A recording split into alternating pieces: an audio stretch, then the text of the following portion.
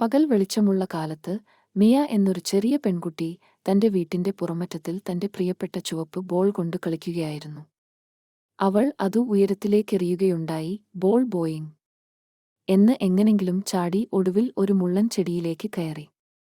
Ball എടുക്കാൻ Miya കൈയിട്ടപ്പോൾ ball ഇളകി. പിന്നെ അതു തിളങ്ങി.